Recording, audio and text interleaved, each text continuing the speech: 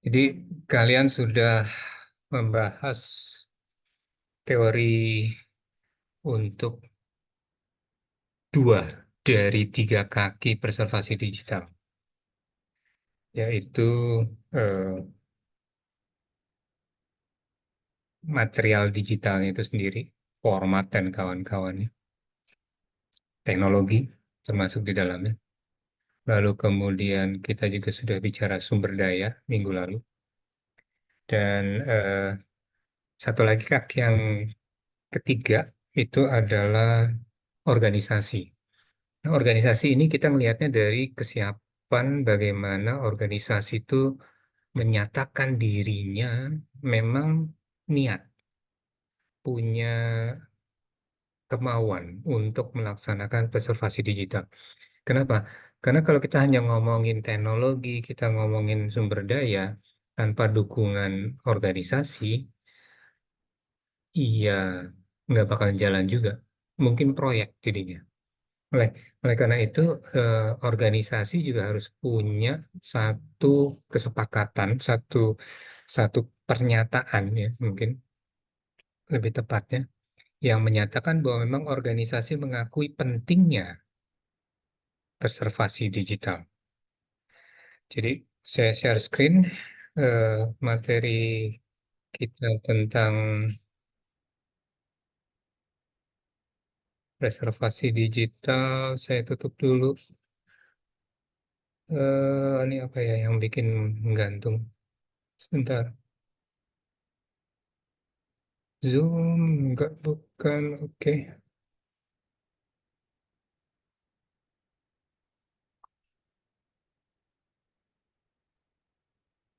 Iya, bukan Zoom. Oke, saya share screen.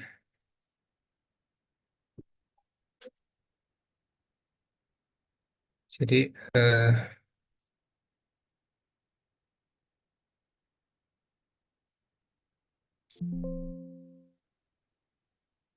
pernyataan organisasi bahwa dia memang siap melakukan atau berniat melaksanakan preservasi digital itu harus diwujudkan dalam bentuk kebijakan preservasi. Diwujudkan artinya hitam atas putih. Kebijakannya bukan hanya bicara tentang oh si Anu begini, tapi semuanya harus tertulis. Jadi kebijakan preservasi ini adalah salah satu wujud dari eh, kaki yang ketiga, organisasi.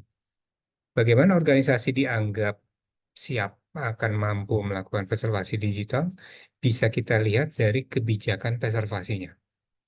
Punya nggak lembaga itu, organisasi itu, eh, kebijakan preservasi yang jelas? Karena kita bicara preservasi digital itu sekali lagi jangka panjang. Kita nggak hanya bicara preservasi setahun 2 tahun. Dan ini juga sebenarnya tidak hanya berlaku untuk digital, ini juga bisa berlaku untuk preservasi tradisional, konvensional, konservasi ya.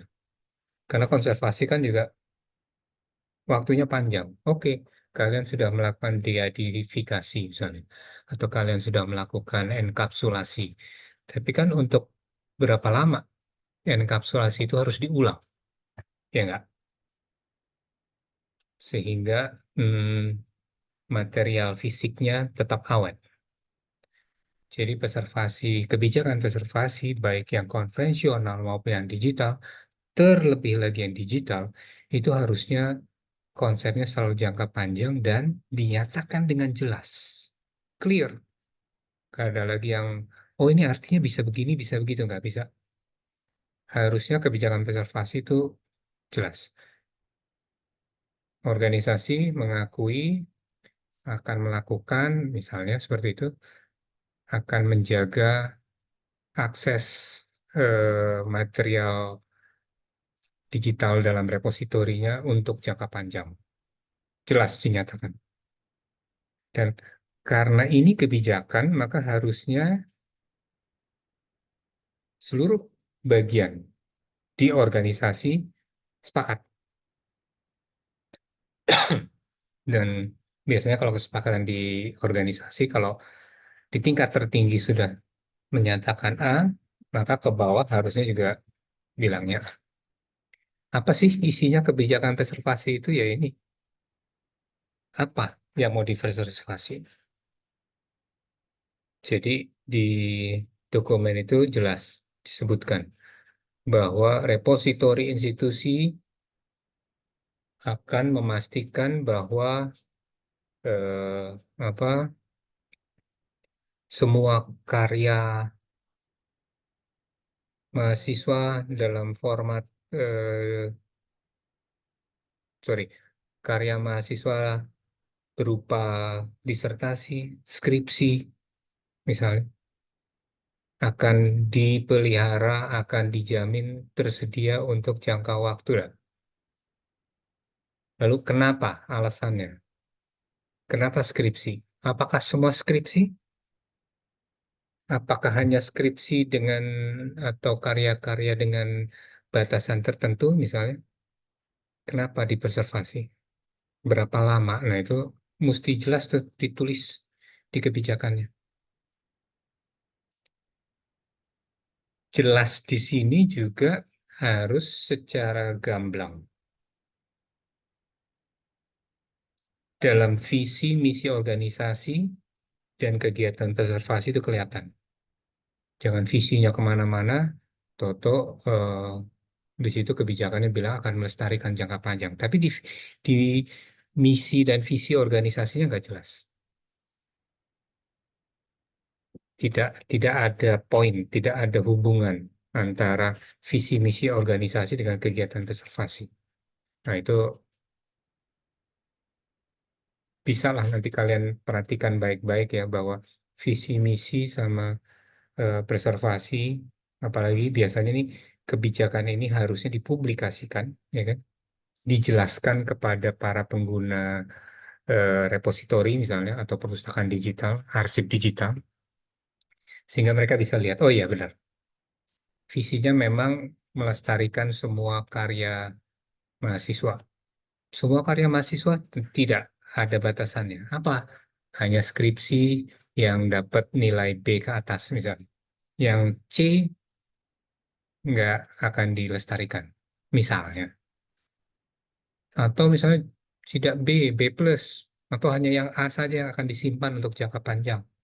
Terserah, itu kebijakan organisasi ya. Benar atau salahnya, kembali lagi tadi, preservasi organisasi, kebijakan preservasi di organisasi mesti jelas.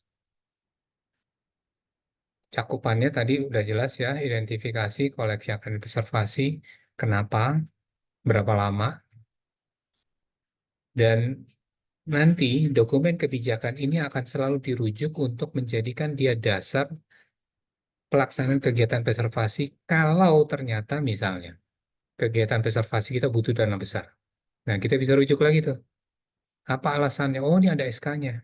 Oh, ini ada aturannya. Oh, ini bagian dari visi organisasi. Jadi akan jadi rujukan utama. Termasuk kerjasama kolaborasi ya di dalam organisasi ataupun interorganisasi. Misalnya antar perpustakaan dengan unit IT. Unit perpustakaan bisa bilang, tolong IT siapkan apa tempat simpan yang dijamin bisa tetap operasional 50 tahun ke depan. Ya orang IT juga tentu harus mendukung ke gitu. Kenapa? Karena itu bagian dari visinya organisasi. Tanpa visi yang jelas, ya perpustakaan nggak akan bisa minta, misalnya, atau unit arsip nggak akan bisa minta seenaknya ke unit IT untuk sediain server untuk nyimpen data selama 50 tahun. Storage untuk nyimpen selama 50 tahun. Media yang bisa tahan paling tidak 10 tahun minimal. Nah, hal-hal seperti itu kan nggak apa ya? Kalau tanpa dasar yang jelas, ya jadinya ribet nanti. Ada yang tidak setuju, ada yang merasa keberatan. Tapi kalau itu semua bagian dari kebijakan yang nyata, tertulis, bagian dari visi misi, semua harusnya mendukung. Oke? Termasuk juga dengan organisasi lain. Kenapa kita kerjasama dengan BRIN? Kenapa kita mesti kerjasama dengan misalnya siapa lagi? Ya lembaga-lembaga lain lah kerjasama untuk preservasi karena preservasi digital itu mahal. Mesin untuk scanning yang bagus, apalagi yang karya-karya kuno, karena hanya perpustakaan nasional yang punya, perpustakaan yang besar-besar yang punya. Kerjasamanya apa? Nah, dasar kerjasama itu kita bisa sebut visi misi organisasi kita memang melestarikan. Kebijakan juga harus menjelaskan hubungan antara preservasi dengan akuisisi, akses, dan keamanan koleksi. Jadi di sini harus jelas bagaimana SOP ya, nanti wujudnya nanti akhirnya SOP. Tapi sebelum ada SOP, harus ada kebijakan dulu bagaimana yang namanya akuisisi pengadaan koleksi itu seperti apa? Apakah mahasiswa wajib ataukah mahasiswa boleh ya dan boleh tidak? Mesti jelas. Hak aksesnya siapa yang bisa akses? Apakah semua skripsi bisa diakses oleh mahasiswa dari manapun? Atau hanya bagian tertentu saja, hanya mahasiswa yang mahasiswa dari luar hanya bisa akses beberapa bagian, sementara untuk detailnya itu bisa diakses oleh seluruh mahasiswa eh, internal kita, ya. Dan sekali lagi komitmen jangka panjang, karena di sini nanti visi misi juga harus mikirin dananya dari mana, siapa yang memang target yang dilayani, ya kan? Baik internal maupun eksternal. Oke, kalau nanti ditanya di audit, ya kan? Kenapa kok ada anggaran segini besarnya untuk beri peralatan? Peralatan mahal banget. Ya, karena memang alat ini dibutuhkan untuk tadi mewujudkan visi misi organisasi. Jadi akuntabilitas organisasi termasuk juga unjuk kerja preservasinya itu jelas bisa dipertanggungjawabkan. Kita nggak sembarangan beli komputer, kita nggak sembarangan beli mesin yang canggih-canggih, tapi kita punya alasan kenapa kita mesti beli ini. Karena alat ini teknologinya bisa mendukung sampai 50 tahun ke depan. Misal, meskipun harganya mahal, tapi akuntabilitasnya jelas.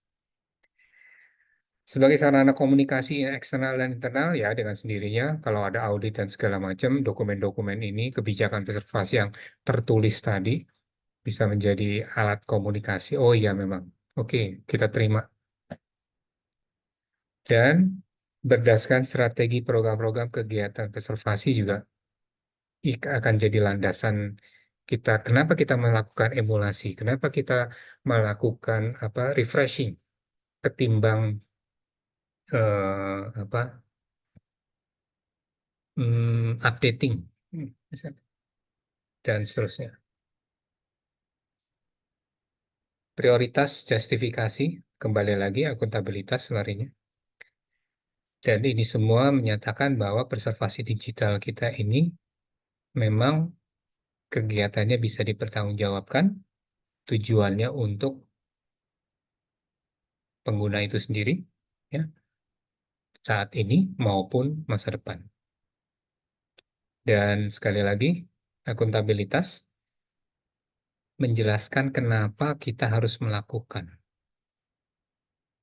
Kenapa kita hanya mengalih mediakan atau menyimpan skripsi yang nilainya B plus ke atas.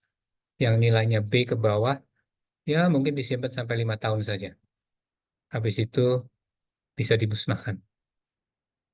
Landasannya apa? Ini loh, kita punya dokumen kebijakan preservasi. Nah, jadi semuanya juga mesti paham di sini. Oke, detail dan kedalamannya akan bervariasi sesuai dengan organisasinya. Jadi kamu bisa lihat dokumen kebijakan preservasi biasanya kalau di perpustakaan digital atau repositori institusi gitu akan disebutin tuh kebijakan preservasinya apa aja. Ada yang nulis sampai detail, ada yang nulisnya secukupnya saja. Dan itu akan sangat tergantung dari keputusan si organisasi. Bisa jadi organisasinya open, oke. Untuk konservasi, kita akan mengantisipasi segala macam cara. Artinya, kita akan lihat case by case. Tapi ada juga yang bilang, oke, kita sudah putuskan untuk 20 tahun ke depan, 25 tahun ke depan, jangka panjang, ini yang akan dilakukan. Nah, boleh aja. Jadi kedalaman dan detailnya akan sangat bervariasi tergantung dari organisasinya. Punya duit nggak? Misalnya, koleksi digitalnya sepenting apa sih? Nah, koleksi digital mungkin ya antara penting dan nggak penting. Kalau udah kayak gitu kan kita berarti bisa saja kebijakan organisasi terhadap preservasi digital ya biasa-biasa saja, tidak terlalu rigid. Tapi kalau misalnya media publikasi ya, sorry, media massa, audio, video, wah itu udah makanan wajib itu kan. Oh dulu tahun waktu zamannya Presiden Soeharto lengser kita masih punya nih rekamannya. Kayaknya kita perlu nih untuk mengingatkan dalam konteks apa kampanye ini supaya tidak terjadi lagi kerusuhan seperti nah kan. Berarti kita mesti bisa balik kan, bisa harus kembalikan lagi tuh koleksi-koleksi video, audio, foto gitu untuk mendukung tadi. Jadi detail dan kedalamannya akan sangat bervariasi. Dalam dokumen strategis, biasanya tadi dokumen strategis adalah visi misi, kemudian apa program 5 tahun, 10 tahun dari organisasi gitu. Bisa dinyatakan dengan singkat dan tidak perlu mendetail, tapi di tingkat operasional, tingkat mana manajerialnya, tingkat manajerial menengah ke bawah, manajemen operasional, ini bisa disesuaikan. Mungkin di dokumen atas cuma disebutkan melakukan preservasi digital dengan refreshing. Ya. Ya, tapi di operasional dijelasin, oke, refreshing akan dilakukan secara bertahap, refreshing akan dilakukan setiap, nah, refreshing akan meliputi ya, di tingkat operasionalnya baru didetailkan. Boleh seperti itu. Yang perlu kalian perhatikan sebelum kalian nanti menyusun kebijakan, kalian mesti paham dengan sendirinya organisasi, tujuan organisasi itu apa. Karena kembali tadi ya, visi misi harus lain, harus segaris dengan kebijakan preservasi digital kita. Kenapa kita ngumpulin koleksi? Itu juga harus jelas. Skripsi kenapa sih dikumpulin? Oh, cuman buat ini aja kok, cuman buat memenuhi syarat akreditasi. Boleh, kalau emang organisasi ngambilnya keputusan itu, nggak ada masalah. Tapi kembali lagi kan ya tadi, mesti jelas tujuannya kenapa kita mengkoleksi skripsi digital. Dan kita juga mesti tahu fungsi-fungsi yang organisasi yang terkait pengadaannya gimana, retensinya seperti apa, melakukan kurasi nggak. Tadi kalau kita bilang eh, skripsi dengan nilai B plus misalnya, itu adalah salah satu batasan eh, kurasi. Jadi tidak semua skripsi akan disimpan untuk jangka panjang. Berarti ada retensi kan? Hak akses. Apakah skripsi misalnya yang paling gampang. Tapi bisa juga ini berkaitan dengan artikel. Artikel jurnal yang diterbitkan organisasi. Boleh. Bagaimana cara pengguna memanfaatkan koleksi kita? Ya, kita kerjasama dengan siapa aja, lembaga siapa aja yang diajak kerjasama. Nah, ini semua harus kita pahami dulu sebelum kita menyusun kebijakan. Karena kebijakan yang baik harusnya ini semua tercakup di dalamnya. Dan bisa jadi terbagi-bagi. Ada yang cuman nyebutin garis besar, tapi tentu di bagian lain Di unit lain bisa jadi, di unit pelaksana lebih detail. Dan kalian harus melakukan penilaian koleksi berdasarkan risiko. Ya. Ini kan tadi fungsi. Koleksi itu, kalau koleksi itu hilang, apa yang terjadi? Kalau sampai koleksi itu tidak bisa diakses lagi, apa yang nilainya apa yang buat organisasi? Maknanya apa? Kebutuhan preservasinya seperti apa? Standar pemeliharaannya kita ngerucuk yang mana? Nah, ini juga bagian dari penilaian koleksi. Dan biasanya ini dilakukan lewat survei dulu. Jadi sebelum kebijakan kita susun, maka biasanya kita sudah melakukan survei. Apa sih yang dipakai sama mahasiswa sebenarnya? Benar nggak sih skripsi itu dibaca sama mahasiswa? Berapa banyak skripsi yang dibaca ulang, dimanfaatkan, baik oleh eksternal maupun internal? Laporan-laporan itu masih dipakai nggak sih yang sudah 10 tahun? Nah, itu kan semua harus disurvei ya. Lalu kalau kita pakai software X, ini kira-kira update-nya seperti apa ya? Formatnya seperti apa? Nah, ini kan kebutuhan preservasi, patokan kapan kita harus melakukan refreshing format misalnya. Kita. Dan kondisi koleksi dengan sendirinya.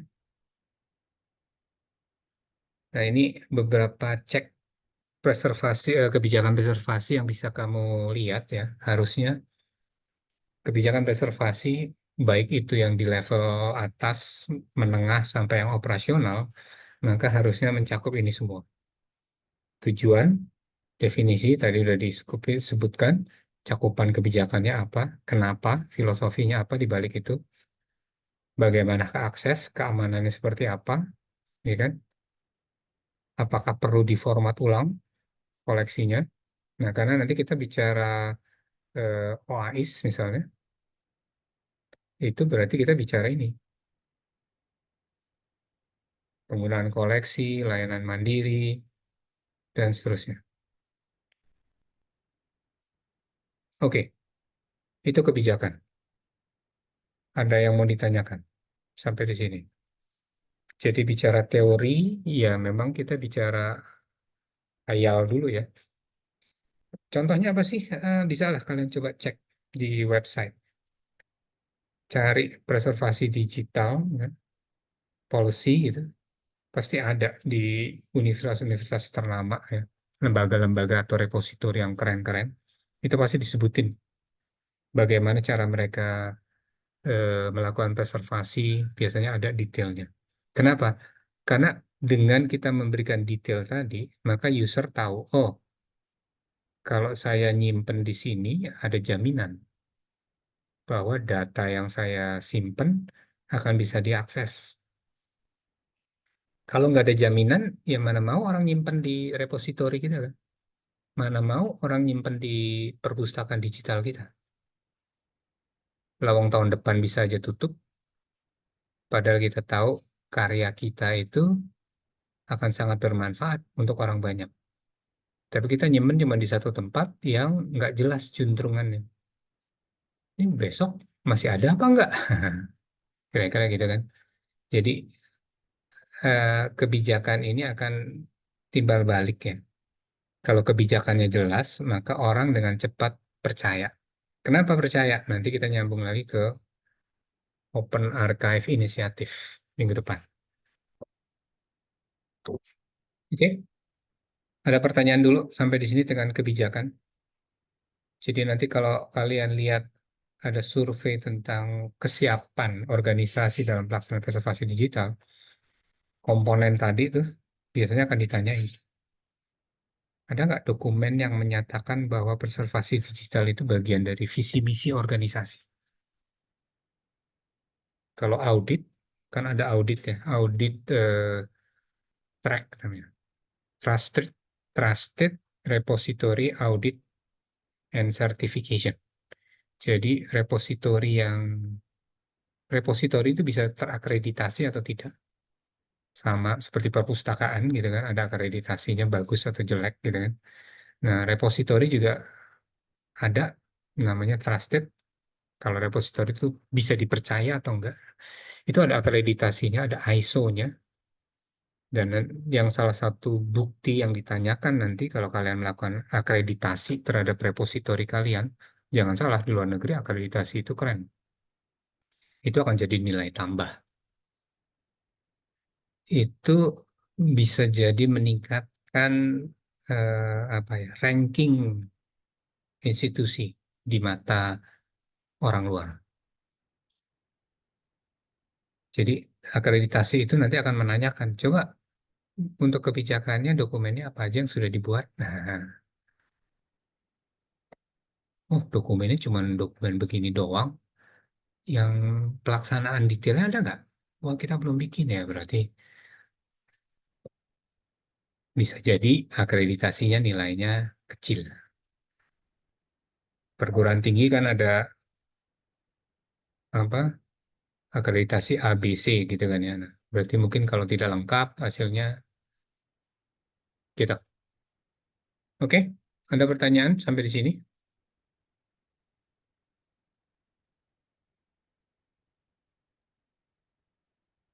Nggak ada. Kalau nggak ada, berarti teorinya saya anggap cukup. Kita stop recording untuk teori.